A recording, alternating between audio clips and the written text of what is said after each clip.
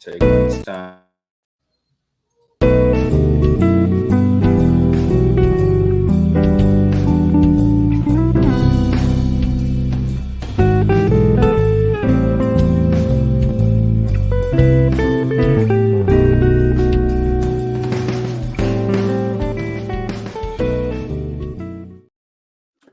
What's going on, Logistics Lounge? Happy Tuesday.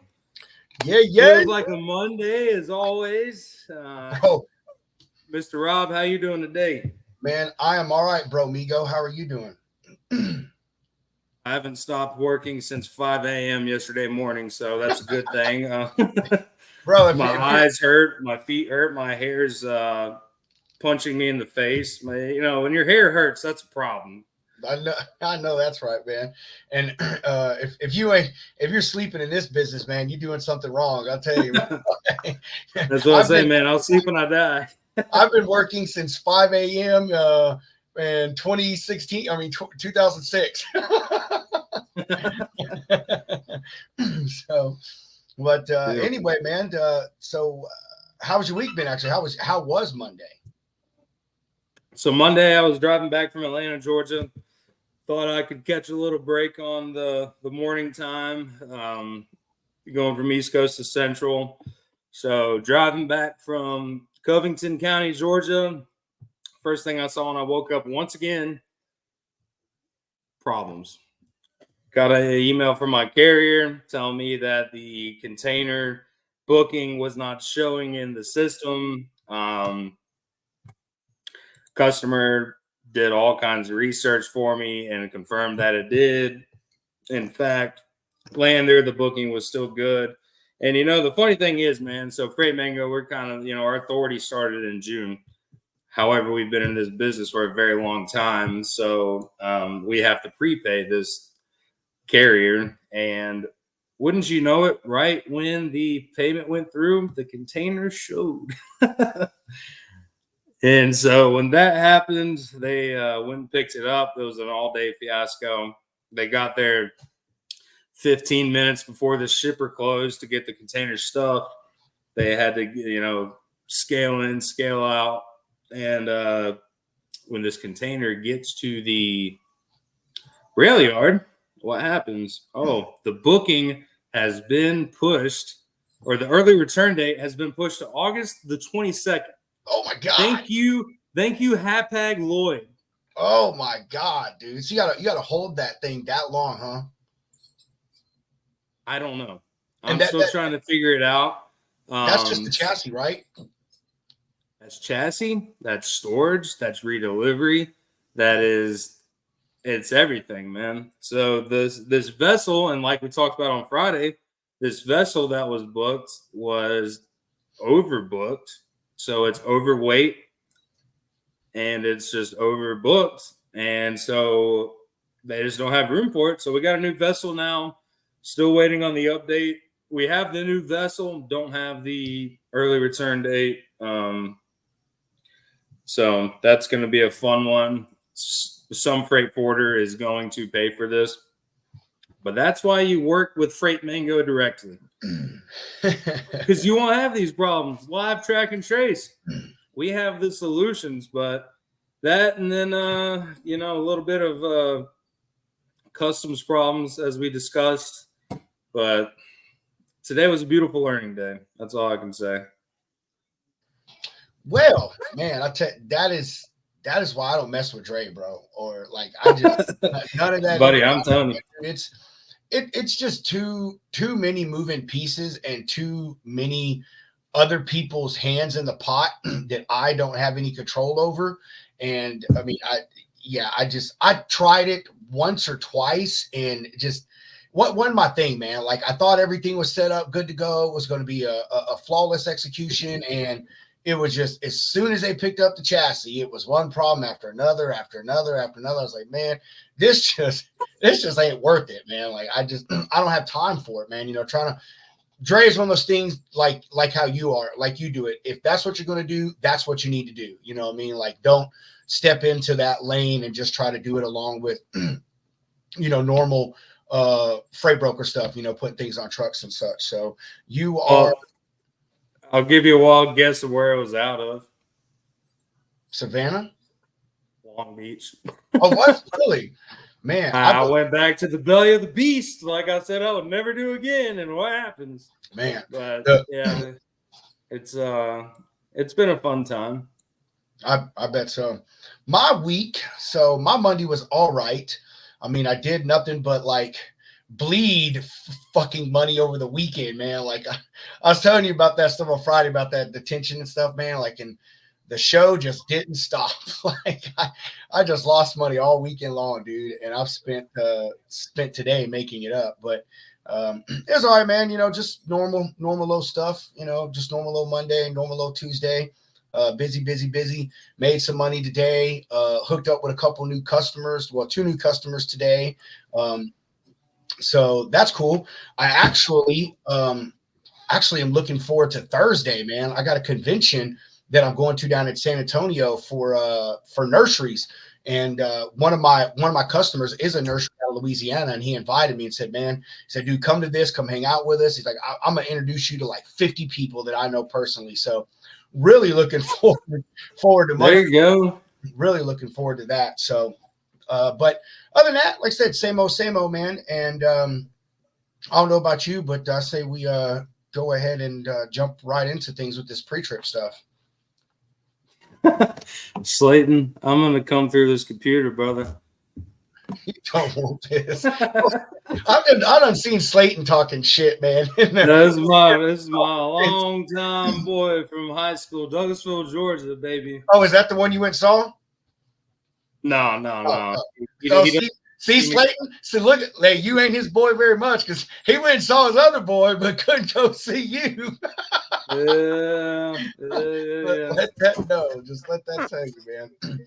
So anyway, what I wanted to touch on today, obviously, as y'all see scrolling down, is big truck pre-trips. I actually saw or had something pop up in my feed earlier today on LinkedIn about a guy talking about pre-trips and 3 passes.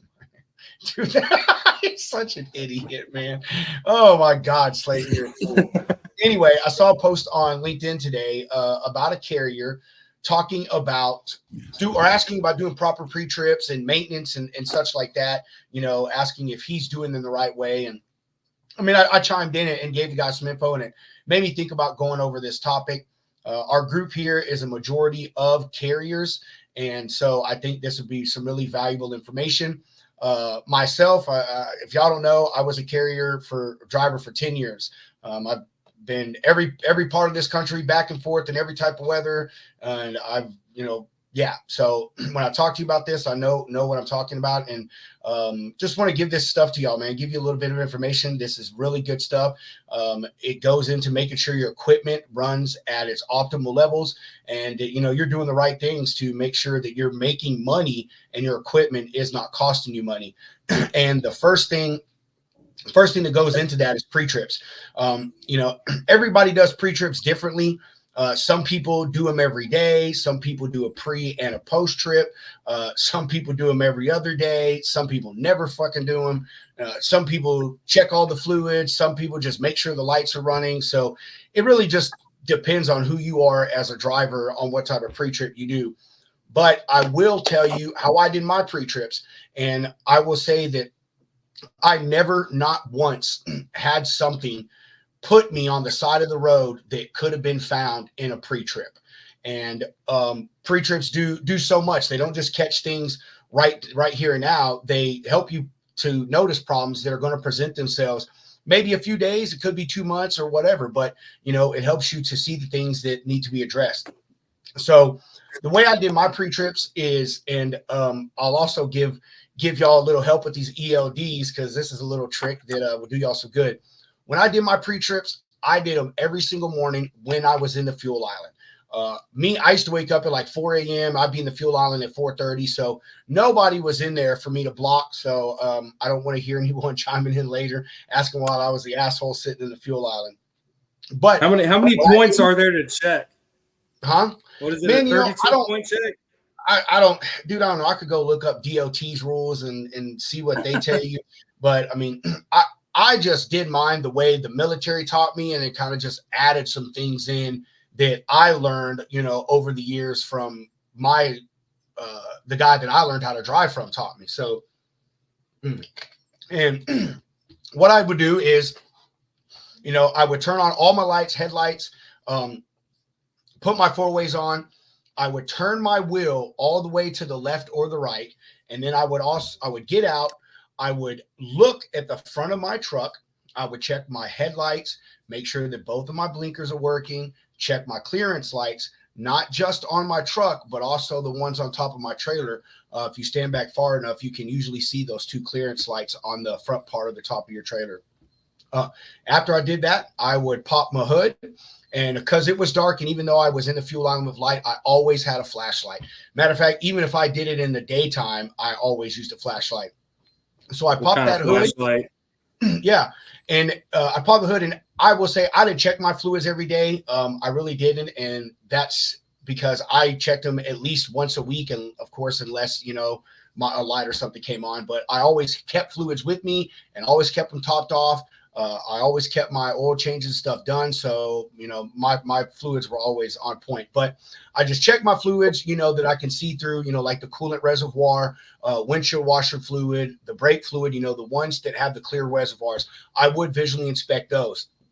And I would look at all my belts, make sure, none of my belts are loose, give them a tug. I would also overlook the engine, with real quick, make sure I don't see any leaks coming out of any of the gaskets, whether it be the head or the heads, maybe near the transmission or any other parts, and then I would also get that flashlight. And since your wheel is turned, that's your opportunity to check your steering mechanisms and your tires. With that wheel turned, you can see and look down there at your steering rods and your axles and your tires, your brakes, everything. You can see, again, are there any leaks coming from any of those bushings? Is there any damage done to any of the linkage? How are your tires looking? Are they worn on the inside or are they worn in the middle? And I want to make it a point that that's another reason I turn my tires, is because if you're just looking with your tires facing straight with your hood down, you are not going to see the inside of that tire. Like, you're just not. You don't know if it's frayed on the inside or if there's a bubble or any of that stuff. So that's why I always turn my wheel all the way to the left or the right when I do my pre-trip. Now, after I've done that first view of the engine and under the hood and the tires on the driver's side, as I walk down, I open my door and I turn the wheel all the way to the other side. And then I get out, I walk by, I check all my airlines, make sure that they're connected. I don't just visually do it. I give them a wiggle. Same thing with my pigtail. I look underneath my trailer and I make sure that the fifth wheel jaws are locked. Because even though I could have just made it to that fuel island, like the fifth wheel could be compromised, you know what I mean? So, and you need to get under there with your flashlight and look inside those jaws. Just don't look at the lever and assume, oh, hey, it's connected, like we have no problem. You want to get in there and make sure that clamp is covering that kingpin. And, I get from underneath the trailer, continue walking down the side. You're checking those blinkers.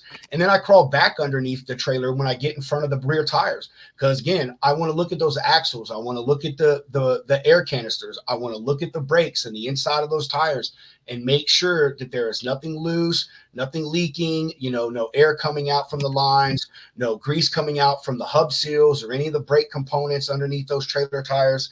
And, I get back out, man. You walk around, you look at all your rear lights, and then you do the same thing just coming up the passenger side, except for crawling back underneath the trailer. But you make sure, all your lights and stuff are working. And another thing that I did is I always look for damage on my truck and trailer. Because, what kind of damage? What kind of damage? Where are you looking at?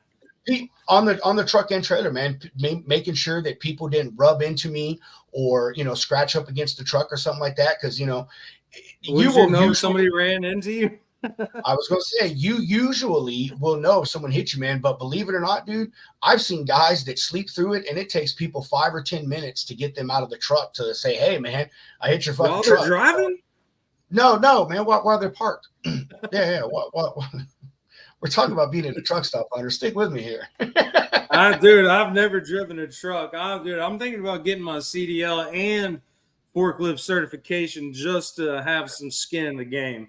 But Just, there well, are just drivers that fall asleep behind the wheel. You know how that oh, well, goes. that there is, but just having your CDL don't mean diddly squat, player. I mean, you gotta get out there and Hey, know how to shift them gears, and I mean shift the gears, not be a sissy and drive an automatic truck and have an catch me automatic in a restriction. box truck, dude. I'm thinking about flying out to Oh my god, Seattle to do you some. will. Yeah, dude. Yeah, I'm going to Seattle to unload shares for a Sheraton. Like, You're I an can do idiot. that. Oh Yeah, I am man. an idiot. But So as I was saying, while I'm walking around the truck doing the pre-trip, I'm also looking for damage, because you may not always feel when someone hits you, or you could have been outside the truck, you know what I mean, and someone could have scraped into you or hit you or whatever. So, you always want to do that. And again, everybody knows what a pre-trip is for. I mean, it is to make sure that everything on your truck is working the way it should be working. So A, you can spot problems. B, you can fix a problem immediately if you notice it. And C, to make sure that you're not breaking down. And I guess I'd add D, not getting tickets. Everybody hates DOT. And you don't want to give them any reason to mess with you, man. And I'll tell you, proper pre-trips help with that stuff. Not enough people do them properly, man. I have never, not one time, and I swear to you this is true, I have never drove my truck further than from a parking spot to a fuel island without doing a pre-trip. Like never. That is like the most important thing, because you never know what can happen over the course of the day. I mean, you're supposed to do a post trip, and I would usually do mid trip inspections, and I'll tell you about those in a minute. But you never know what can happen throughout the day, man. I mean, you could do your pre trip in the morning, trucks start off all great, and then by the time you park, man, something's gone wrong. A gasket is blown, or some type of seal, or some type of fluid has started to leak. And you want to make sure that you're doing those pre and post trip inspections, man. Like I said, to catch that stuff. Save yourself the fucking headache of being stuck on the side of the road, just trying to have someone bring you some oil because you were an idiot and didn't check your fluids, or, someone bringing you a tire because you were an idiot and didn't check your tires in the morning and didn't see that, oh shit, I've got a bubble on the inside of this tire, or the belt is exposed on this tire, and so that also, this pre-trip stuff also goes into doing proper maintenance. And before I move on to that, I want to get back to my mid-trip inspections real quick. So a habit that I developed from the start of my driving career that my trainer taught me is, when you get out of your truck throughout the day, walk down one side of your truck to go into the truck stop or whatever it is, the driver's side or the passenger side. And when you come back out, you walk up the other side of the truck. Check to make sure that you don't see anything leaking, or no hoses are down, or no tires are low, or any of that stuff. You know what I mean? And yeah, going back to why or how this plays into maintenance, and is that, again, pre-trips catch things that need to be fixed. And if you do proper inspections and you keep your truck clean, especially your engine bay, then you're going to spot problems, and you're going to be able to do maintenance on your time, at your leisure, when you can get it done, versus being taken advantage of out here on the road by these shops. I mean, as someone that operates a truck, I can tell you, I'm in the wrong business, like we all are. I need to be a fucking truck service center, because they just rape people without the KY, bro. They do. I It thought is, you could get. Are there not like? Can you not get contracts with these man. service centers? And Really, only the bigger companies do that, because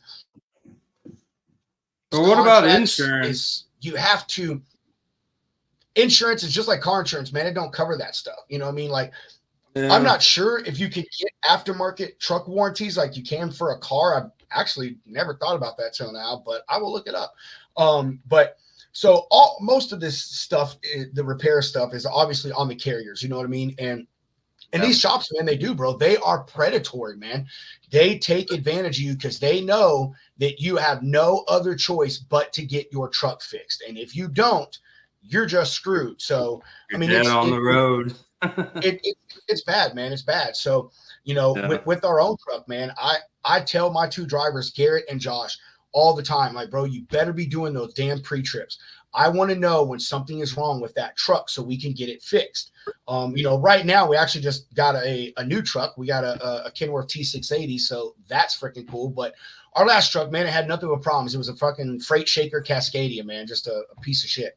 But you know, these pre-trips, man, with this maintenance, like I said, it allows you to get it done at your time at an affordable rate by someone that you know and not be subject to dealing with it on the road. And on the subject of maintenance, you carriers, y'all really need to be up on this maintenance. Because I'll tell you, just like in cars, preventive maintenance is exactly what it's called, preventive. It's to prevent bigger things from happening. If you're going over your oil changes, over your fluid changes period, not, you know, rotating your tires, and yes, trucks, you should rotate tires because only one side of the axle will spin and give you power. So you want to put those over to the other side so they even out. Doing all the things that you should be doing, changing out your filters, you know, just all of that stuff. Greasing things up, you know, taking your trucks in for regular inspections, you know, with a mechanic to catch things you may not. Those things are important, you know. A truck is obviously a huge investment. And I took from being a car lover and a car owner with my maintenance and put that over to my trucking career. You know, an engine will run almost indefinitely as long as you keep up the maintenance on it. I mean, it's just that's Like just the with any facts. vehicle, man. Dude, it's the facts, bro. Like it doesn't. I mean, unless you have a crappy European car, but I mean, Don't dude, talk to me that doesn't about matter. that, man. I had a BMW. It's like a dog. Ain't nothing for free. Exactly, man. Yeah. So, you know, trucks are just like cars, man. Diesel engines are even better. You know, I mean, these things will run for millions of miles. Literally, there's trucks on the road now that have 2 million miles on them. You know, yeah, they've had an overhaul on them, but they'll go forever. You know, they're strong engines. If you keep your preventive maintenance up, man, you're going to save yourself money in the long run. And I can't stress that enough. You know, people, I saw it even as a company driver. Drivers like, oh, I'm not going to go turn my truck in the shop because I'm going to lose half a day making money. Oh, I'm going to wait to get this tire changed because I'm going to waste half a day getting money. And of course, as a company driver, it's easy to say that because it's not your money. And honestly, most people have the frame of mind that if I'm not the one paying for it, if it's not mine, I don't give a shit. But I wasn't like that, man. When my oil changes were done in my truck, I took my truck into the shop, man. Yeah, I knew I was going to lose a day. And if I could, I tried to do it on my home time, but sometimes that's not always feasible. But I always took my truck in, man. And then when I did go home, I turned my truck into the shop and said, hey, look this thing over for me. You know, like, dude, if there's anything that I missed, if it needs to be fixed, please take care of it because I'd rather have it done while I'm at home versus, you know, having to be out on the road. But like I said, Is that cost justifiable though, compared to what you're making on the road? yes. Yeah. So you're Dude. So, okay. Asking I'm not saying this in a bad way, but if I had a carrier ask me if preventive maintenance or stuff like that is cost effective or cost worthy, I mean, honestly, if that is your frame of mind, you need to park your fucking truck because if you're worried, I'm serious, bro. I'm serious. Maintenance is the number one thing, in my opinion, to help run a consistent, successful truck operation. And I mean, yeah, there's other things that matter, revenue, profit margins, blah, blah, blah, blah. But what makes you the money? Your truck. If the truck's not running, you ain't making money. So that's what your should be the office. priority? What's the priority? Taking care of that truck, man. If you're not doing your pre-trips and catching these things, if you're not turning your truck in regularly for inspections, and I don't mean like DOT, you know, license sticker, taking it to a shop or a mechanic that you know and saying, hey, look over this for me while I'm at home. You know, if you're skipping those oil changes, you know, when I don't know of how new trucks are, but you know, when I drove, you did an oil change pretty much every month. Between 12 and 15,000 miles is what you did. And if you ran 3,000, 3,500 miles a week like I did, then you turned it in once a month. So if you're skipping on those things and you're doing, I'll get it done next month, your tires, if you're not rotating those drive tires, if you're just switching bad tires around, you're doing the wrong things. I'm telling you.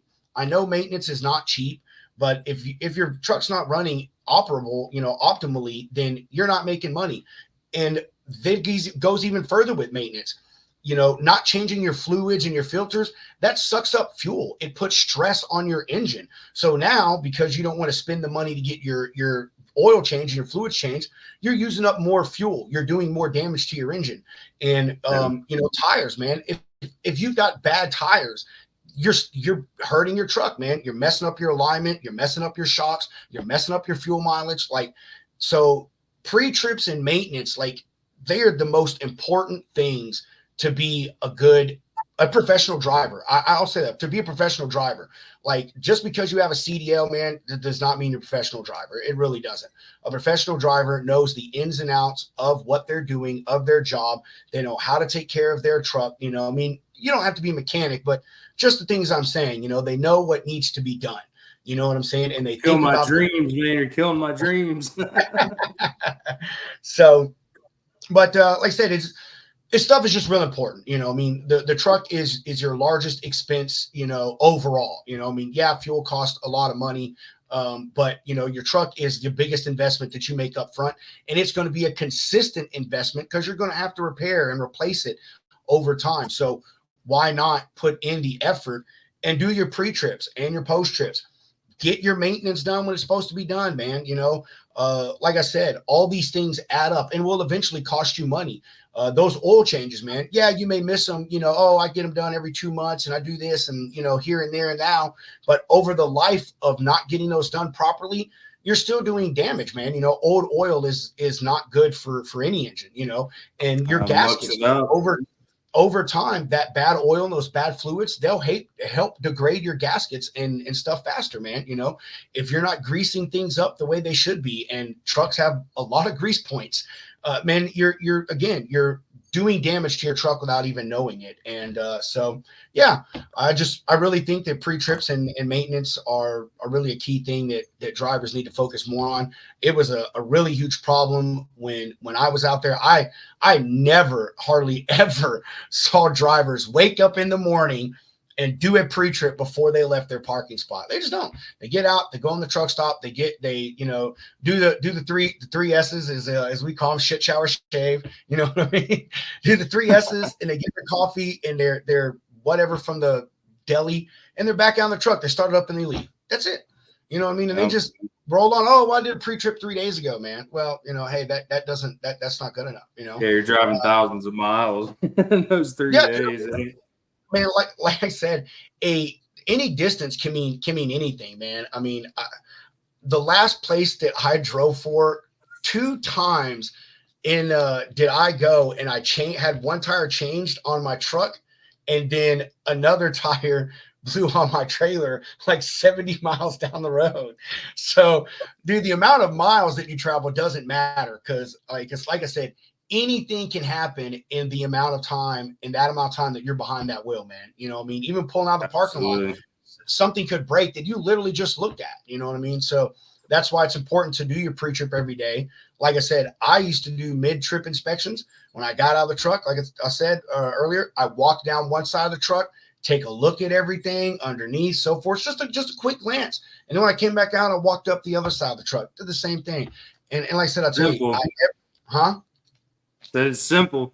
Just like Goal, man. When I was driving back from Atlanta, I saw in the driver's left window or mirror had Goal. Get out and look.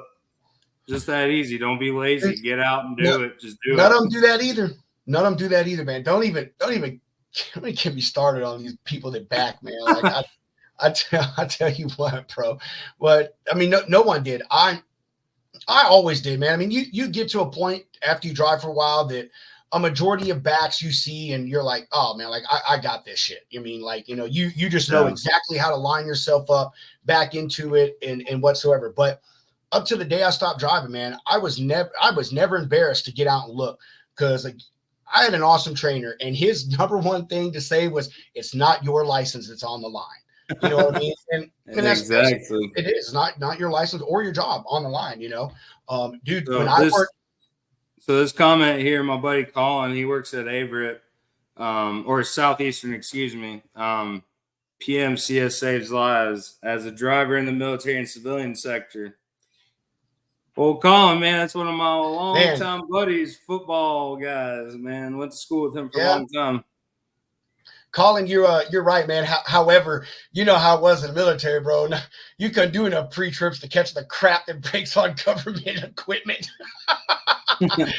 Dude, I'm serious, bro. Oh my God.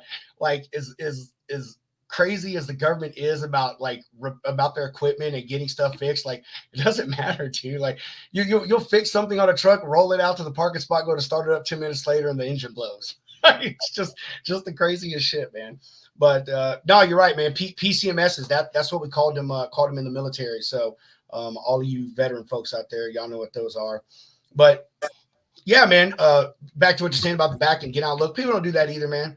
They don't, and what I was gonna say is, even when I was a local driver, man, me and my buddies, because we usually roll teams, dude, we would hold up entire 2 and 4 lanes of traffic just to back. I mean, like, it just is what it is. If I've got to do this to get into that spot, that's what I'm gonna do. Because again, it's not your license and it's not your job on the line. So I love how they pull up traffic all day long. If I was a driver, I don't care. I ain't risking my job for anything, man. That is exactly it, man. Like when all these newbies start backing, man, I know what's hardest for them, and I don't care what anyone says. It is the thought of someone else watching you and like talking shit, because they all do it on a CV. But I mean, dude, my trainer, he taught me. I used it till the end. Everybody talks shit. I mean, you could take a bite out of a sandwich that looks weird, not talk shit about it. Dude, you're right. I hated those guys that talk shit on their CVs about anybody backing, man. It's like, I got out and help them. It's like, you're probably bored. No, well, I mean, it's not. They're just shitbags, bro. They're shitbag drivers. And I'll say it, if you're one of those people out there and you're a driver that sits in your truck yapping your gums about somebody backing instead of getting your lazy ass out and helping, you're not a professional driver, dude. You're part of the problem in this industry. But point is I always got out and look, man. And I don't care if it took me an hour to back into a spot. I'm going to take this whole damn hour, and you're just going to wait. I mean, if I can let you buy, I will. But again, not your license, not your job on the line. So, and I guess we could even say pre-trips and maintenance go into that, man. Because again, you ain't doing your pre-trips, you miss something, and something goes wrong, and you're at fault for hitting someone or having an accident because something broke on your truck that you could have caught. Then again, man, could be your license or your job. So, not only do pre-trips and maintenance help keep your truck running effectively and efficiently and help you keep bringing in revenue and making profit, it can also save you or save someone else's life. So pre-trips and maintenance, folks, touch on them. And I would just want to end with that. You can go on Google and you can Google big truck pre-trips, and there are tons of articles out there that tell you how to do it. There's tons of YouTube videos. And if you're not doing pre-trips every day and you're not getting your maintenance done on a regular schedule, then you need to start, because like I've said several times, you're go only back to driver school. No, I mean well, I can't say that, bro, because them driver schools, they don't teach them cats nothing, dude. It's a numbers game in driver schools. I just need to get this idiot a CDL and get him out of this school so I can get paid. That's all they care about. I promise you, dude. Swiftly. Swiftly. Yeah, right. So anyway, pre-trips, maintenance, all that stuff, man. Make sure you do it. You're going to cost yourself money, and that's just the end of it. It's real important to help with expenses and as well as your safety. So, bada bing, bada boom. There we go. There's my little tidbit. Take it for what it's worth. That's my 2 cents, but it's only worth a penny. So, I used to have a friend that said that, man. He's like, "There's my nickel's worth. You can trade it in and get 2 pennies." Come from the peanut gallery. Yeah, from the peanut gallery. Yeah, right. Anyway, what you got to talk about here, Dr. Drizzy? Let me tell you about these steamship lines and the bullshit that they're operating on. So this is a tale as old as time. I know you don't really like this side of the world. However, it But I does love hearing affect about it. your jobs every single day as truckload drivers, brokers. It doesn't matter who the F you are, it's going to mess you up. So today, as I was telling you about, yesterday, got that container pulled, last minute move, Hapag Lloyd, quote unquote, so I don't get flagged for this, but everything on their website was up to date. The booking was good, container was good to load. Going to return this container, they say the ERD, which is the early return date, wasn't until August the 22nd. What's that mean for me? This container is going to sit in the yard for over 2 weeks. Chassis, storage, another return fee. Who's not going to do anything about it? The steamship lines. What happens when there's congestion at the ports of Los Angeles, Oakland, when they have over 100 vessels sitting out at the port? They're not going to do a goddamn thing. They're not going to eat any of this responsibility. They're not going to respond to your emails. You're going to have to call somebody in Chicago to talk to somebody in Houston, to talk to somebody in Los Angeles, just to say, we will get back to you. What do? They don't get back to you. What happens here, Rob? What happens here is the great game of who eats the cost. Now, who eats the cost here? Maybe you, maybe me, maybe my carrier, but that's not fair to any of us because I don't know if you remember, you're on mute, Pedro I Potato. know, bro. I know. I'm taking a few hits off my vape, and my wife said when I do that, it like no cuts out worries every there. so. But so what happens here, man, is the same thing that's been happening since COVID times. They don't care. They will do whatever they want as long as they get their money. And what happened to yesterday with MJ? I pulled that container out of Cincinnati last minute. I love MJ. That's my homie. I do too. I had the weirdest experience. And but I won't bring up anybody else's names. But so this container gets pulled last minute. They make it to the shipper with like 15 minutes to spare. They scale light, get the container stuff, bring it back to the rail yard, or they actually go and get their heavy scale, bring it back to the scale yard.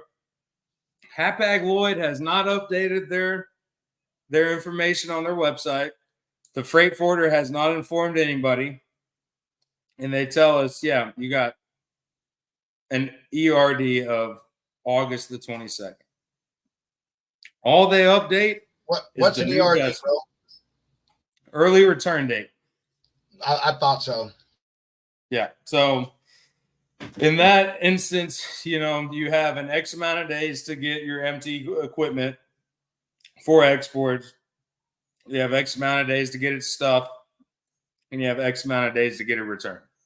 The ERD exports are a lot easier than imports because if y'all didn't know, for exports from the U.S., the ocean rates don't change that much. Imports change on a bi-weekly basis. Every 2 weeks, the 1st and the 15th of every month, these shipping rates will change. And that's going back to these ghost bookings, which this is what we dealt with.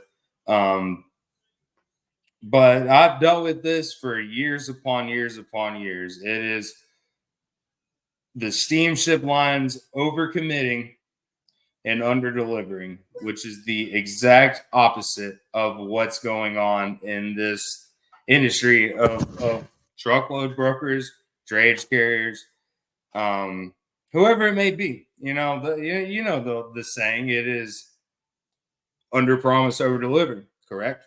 Yeah. Well, these big cats, just because they own this massive boat, I wish I owned one. I am on the verge of going out there and trying to get investors to give me a private chartered vessel. If I had an airplane, I would get my pilot's license just to do it. I am tired of anything on this international side of the world just being thrown back in our faces. Because back to what I was saying, dude, during COVID times, dude, China with Maersk and CMA and all these cats, dude, they were booking empty containers just to send back because they knew the import rates were always going to change. And I don't know what's happening here. It's not the most beautiful thing in the world, but I am sick and tired of these big cats. It's like LTL, man. This is the only thing I can compare it to. It's like LTL. Steamship lines are just like LTL carriers. Oh yeah, we have this specialized service, and once it's in our control, you're at the mercy of RSA, and we're not going to pay for anything. Like that's just to relate it to you and all the any trucker on this page. That is exactly what it is. There is like it's frustrating. It's frustrating. I don't have enough words to say about it, but like, dude, it is one of the most corrupt things. Like, logistics is the backbone of the world. This chair that I'm sitting on, this computer that we're looking at, everybody that's viewing is their phones has been on a truck or in a container at some point in its life cycle. Unless it's growing out of the ground or a rock or dirt, it has been handled by logistics. And you've been growing out of the ground, bro. And even if it grows out of the ground, it's probably been shipped at some point, man. You don't. Great myrtles don't grow for free. You bought from a landscaper. That shit came on a truck. Yeah, I mean it's insane. But I remember a couple years back, and I'm not sure if this ever came to fruition, but all the port terminal managers in the United States were supposedly getting together to sue these steamship lines because, you know, when Long Beach and Oakland were the only ones really carrying the weight from anything coming over from Shanghai or, you know, like Australia, all that good jazz. Like, dude, they did not have the capacity at those terminals to handle this freight.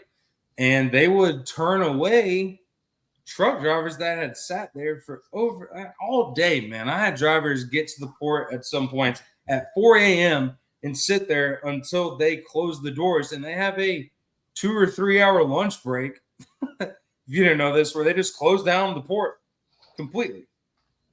They don't do any work. They just workers. Yeah, man, dude, it's like it's sickening. It's sickening. And so like there's shortages of equipment, there's shortages of containers, there's shortages of workers, you know, and you saw these protests going on, these union workers going on strike like we're seeing in Vancouver right now. Because look, if I have a driver there 4 days in a row and he can't pick up this equipment, or he doesn't have the option to pick up the equipment before the LFD, the last free day, and then we try to return it, and dude, demurrage and per diems are the biggest scam in the world. Talking hundreds and hundreds of dollars per day. And it just every day, like $750 being charged to somebody, and somebody's got to pay it. And that's the most, you talk about asking for some detention money. This is the blame game, dude. And that's I know that's right, bro. Oh my God, dude. That's what I say. Too many people involved with that shit, man. Too many people involved, too many hands in the pot, too many people you can't control, too much fucking go around. Like, well, that's Long Beach. I mean, I've had some of the easiest drayage moves in my entire life booked the night before. and it gets picked up. You know, the empty gets picked up, it gets stuffed, and it gets ingated same day. Like that. All the paperwork, everything done. But like I was dealing with today with this customs bullshit, my God, if a carrier is bonded, that does not mean they can handle it all. I have learned about 7512 forms, PTTs, AMS, ISF. There is so much that goes into this. And I understand with the 7512. So the 7512 is essentially signing on your company's bond to a shipment. So this carrier that I had would not sign the 7512 because if there's anything wrong, and she described it perfectly. So say they pull a container of baby dolls and they're porcelain, but there's one baby doll in there that is rubber, and it gets to the warehouse, it gets transloaded, and it's going to Canada, and they get to customs at Canada, and they find that one rubber baby doll, dude. Oh my God, it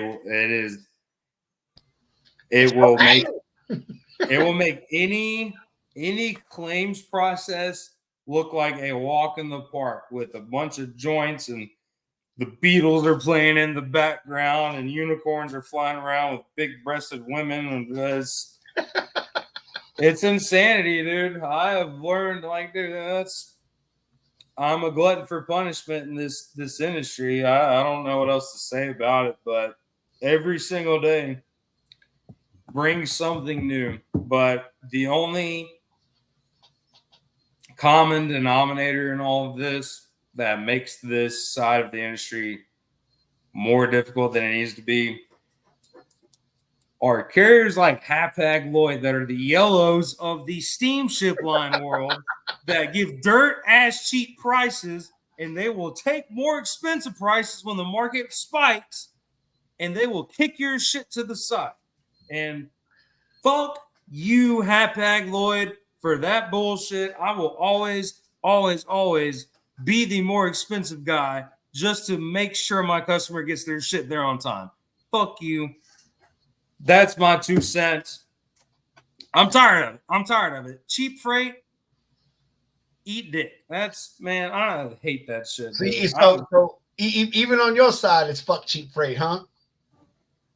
Look, I'm not a cheap ass carrier, man. I'm not, dude. My services are worth way more than anybody else because you can call me at 3 a.m. in the morning on football Saturday after I'm drunk as shit watching Tennessee Vols beat the fuck out of the Alabama Crimson Tide, and I will pick up the phone all day long to make sure your shit's done right. And your shipment, because I was intoxicated when I went to sleep, may or may not end up where you wanted it to.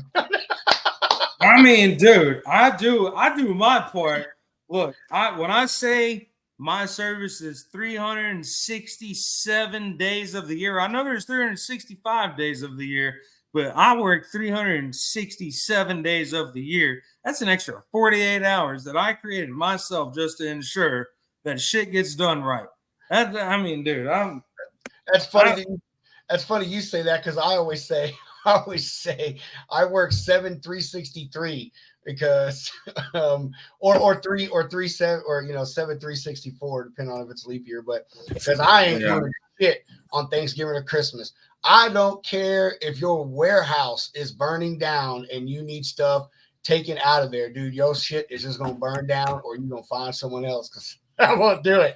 So I'm with you. I'm working 24 hours a day and all that stuff, but I ain't inventing more time to do more work, Hunter. Like, golly, it's enough of this shit as it is. But I do want to touch on your comparison with LTL, man. Dude, I have nothing but utter disdain for LTL carriers. To be honest with you, I am surprised that any of them stay in business. Like, I don't understand it. It is the absolute worst service that you can get, you have zero control. It's a necessary evil, man. It's a Dude, they get, necessary evil because nobody not me, wants to bro. pay I for don't do it. sprinter vans. Like nobody I wants don't know. to. See, but to me, sprinter vans are different, bro. Like to me, that's expedited, and like so Yeah, but that or consolidated. What happened to consolidated? Like, yeah, I mean, but dude, on that note, getting carriers to run partials is really hard nowadays, believe it or not. And the main reason that's for always that, been hard.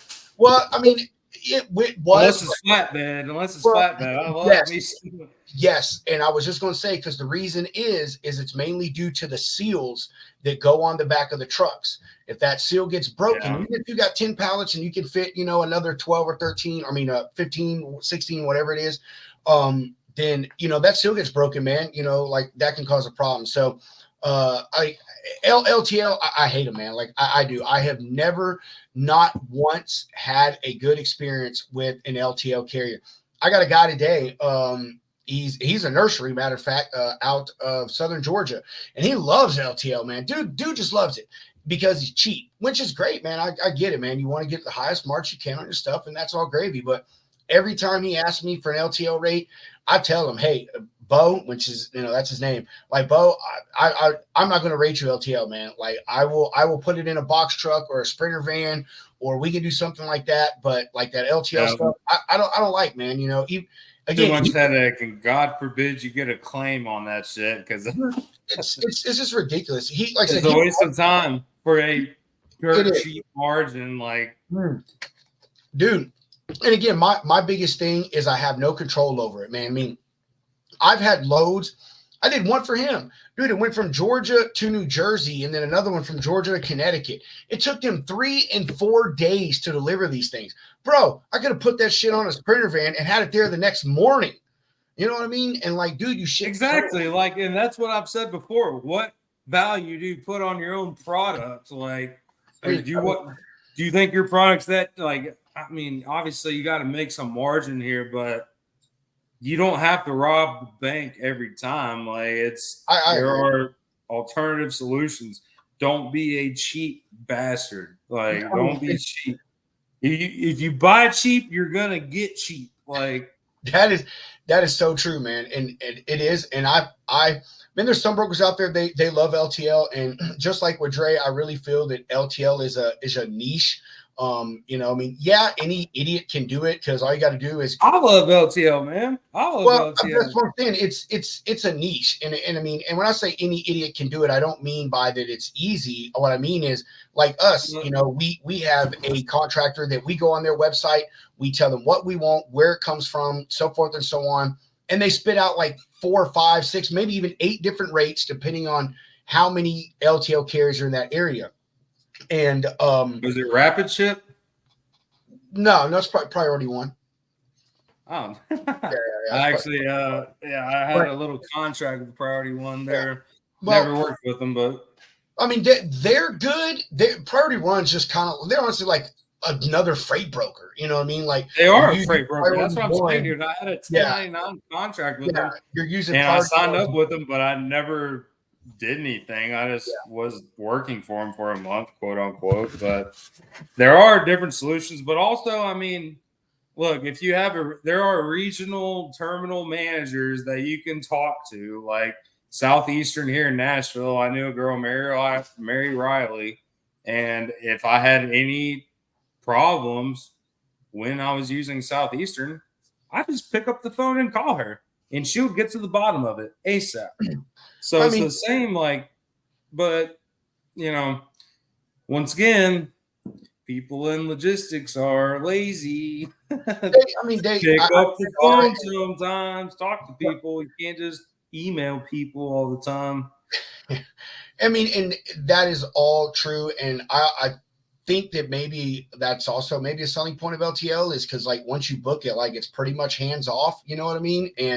But I don't know. I don't like it, man. It's just not for me. And as someone that, to me, part of my job to you as a logistics provider is to educate you and school you and give you the options for the best outcome for your stuff, even if that costs more money. And I'm sorry, but LTL just doesn't do it, man. I mean, for things that aren't time sensitive, man, it's awesome and shit. But I don't deal with stuff that's not time sensitive. Everything I deal with, it needs to come, it needs to go and go to where it needs, pick up. God, Jesus, pick up and go to where it needs to be at ASAP. So I just don't like it. And I mean, dude, again, every time I do it, they have some variation in it, and then my company takes forever to like final invoice the shit, and that's aggravating. I got an LTL load from the beginning of last month that is still not finally invoiced because the LTL carrier just does it whenever they fucking get around to it. And again, like, I don't like that. Like,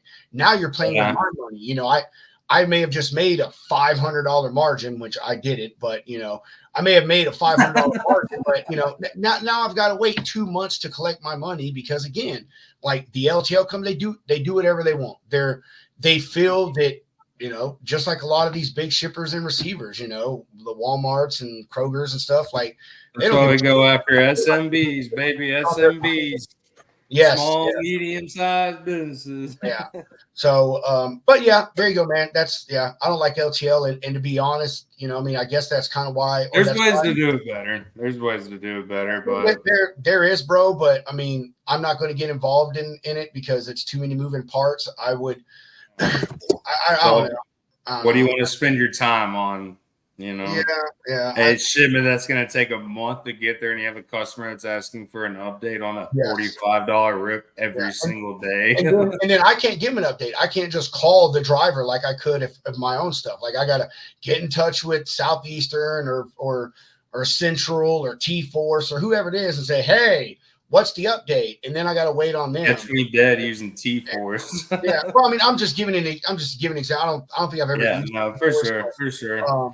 But that's why I like doing my own stuff, either big truck or finding my own trucks, whether it's FTL or it's an LTL, that I can put on a box truck.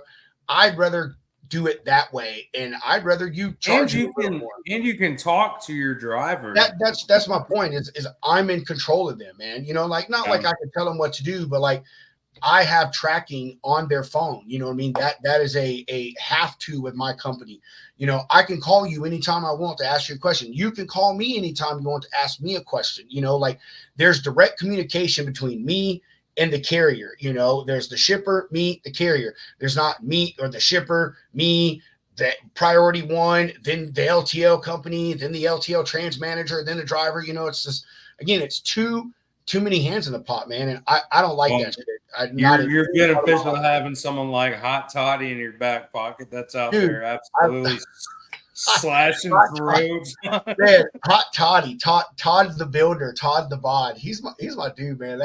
That guy is a fucking hoot. He's a plethora of knowledge too, man, especially from the operations side. That's why I wanted to have him on, dude. He is amazing. We gotta get him back on here, man. It was a treat. Speaking of guests, man, I want to tell you about the stuff I've been working on, bro. So I got a company come on, talk about what they do and the benefits of, factoring, some of the services that they offer and that, carriers need. I've got the TMS guy. He's going to freaking come on. I've got another guy who does equipment sales. He's going to come on, talk about financing and stuff like that and how to get the biggest bang for your buck when you go out and buy equipment, what the markets are looking like right now, where they're going to be. And man, I have to go through my notes. Got like 2 other people too, man. But I've just been networking, man, like thinking about things that I think people want to hear from professionals. I mean, everyone sees ads for all these things, TMSs and equipment and factory companies, but it's overwhelming what's real and what's not.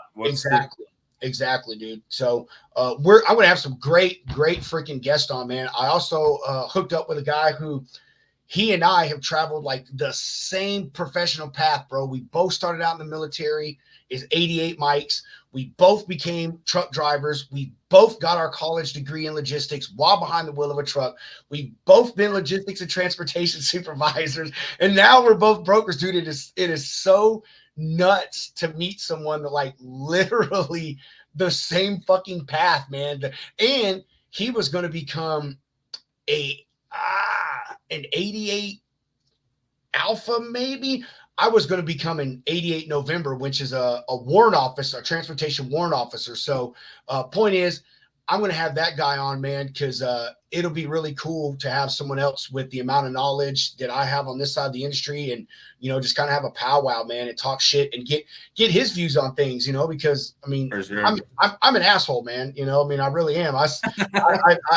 You gotta be, man. I see things in a way a lot of people don't in this industry, bro. But that's because I've seen literally every single side of it, man. There is not one side of this industry except for international stuff. But I've done port work as a driver too.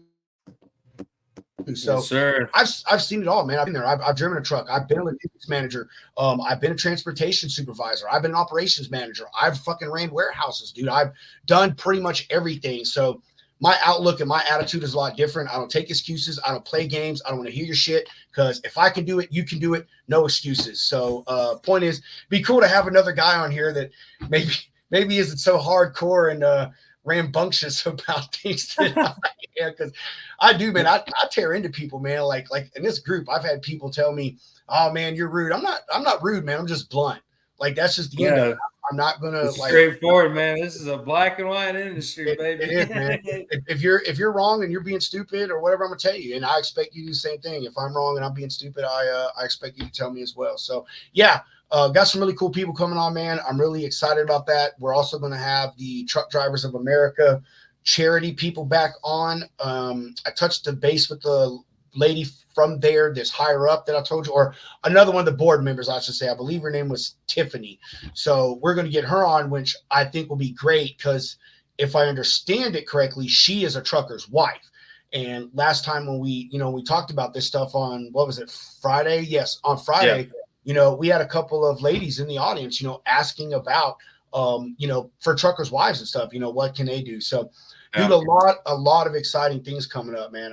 There's also, women in logistics, there's a lot of things to touch on with that as well. But I'm excited to see what guests you bring on. We should have MJ on for that, bro. For real. I told her about it, man. I told her, but she said, I'm not on Facebook, but I'll get on it. So, bro, MJ, I know you talked to her, so she is. Man, I'm on the phone with her just as much as you said I would be. Dude, I told you when her and I dealt with each other, bro, we used to sit on the phone like we became such good friends that we would call each other and then we would forget we were on the phone with each other and just be working for like 30 or 45 minutes. It was like, Rob, you still there? Yeah, MJ, I'm still here. Hey, I'm gonna let you go and call you back.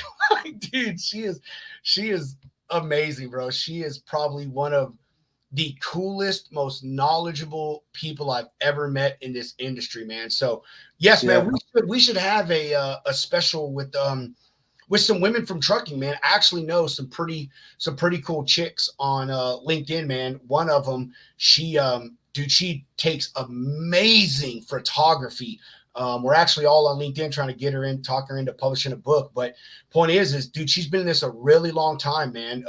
Drives a beautiful, beautiful Pete Longnose, just super knowledgeable. Matter of fact, Jeff Dickinson, you know who he is. Yeah, no, Jeff. That's her on pretty often, man. And that lady is just, as I say a lot, she's an encyclopedia of knowledge. So, dude, I like that idea, Hunter. We should have like a ladies' night if you feel,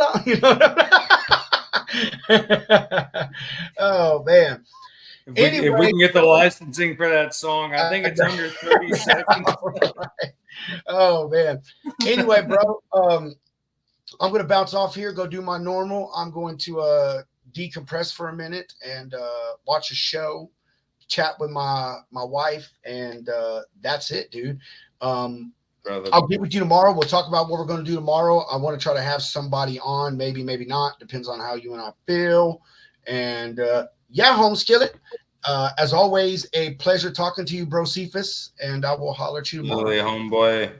No diggity. Thank y'all for coming to the Logistics Lounge tonight. We will see you tomorrow. Yeah. stay tuned in. Deuces.